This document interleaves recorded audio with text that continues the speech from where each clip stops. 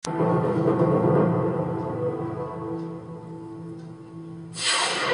man o may di pagkakaunawaan, tuloy pa rin ang selebrasyon ng Araw ng Kalayaan. Isinabay rin sa okasyon ang paggunita sa ika-150 kaarawan ni Dr. Jose Rizal.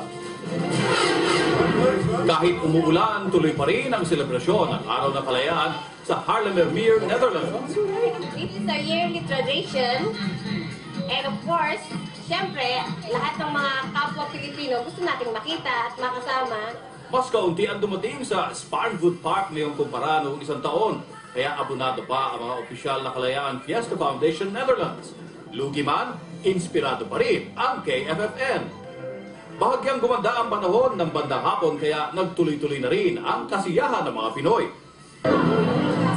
Dismayado naman ang mga Pinoy sa Belgium sa magkahiwalay na selebrasyon ng Araw ng Kalayaan. Sino matutuwa kung ang ating Independence Day ay hiwa-hiwalay? Kaya naman sinikap ng organizer ng selebrasyon na pasayahin mga dumalo sa Brussels. Mula choir at cultural presentation hanggang sa production number ng mga kabataan, nakisaya rin sa okasyon ang mga Belgian.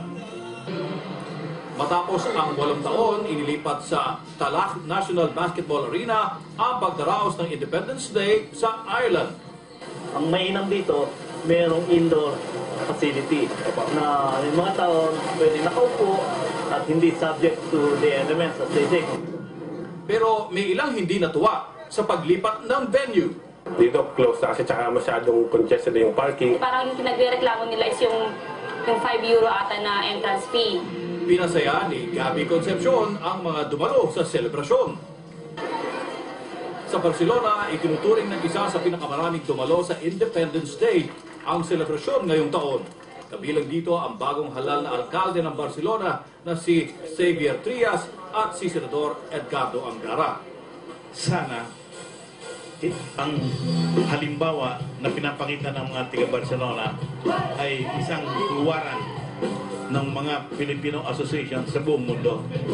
Nagmarcha ang iba't ibang Filipino organizations na pinangunahan ng parokya ng Immaculada Concepcion at San Lorenzo Ruiz. Tampok din sa selebrasyon ang Operacion Triunfo finalist na si Alexandra Pasangkay. Sa Berlin, tampok ang iba't ibang patimpalak at photo exhibit sa pagdiriwang ng Independence Day. May sinulat ding monologue si Malu Jacob na alay niya sa pagkabayani ni Jose Rizal. Nagwagi naman si Marilu Leyna Libunao sa pa-contest para sa pagguhit sa larawan ni Rizal. Dinumog din ang photo exhibit na pinamagatang Connecting the Philippines and Germany.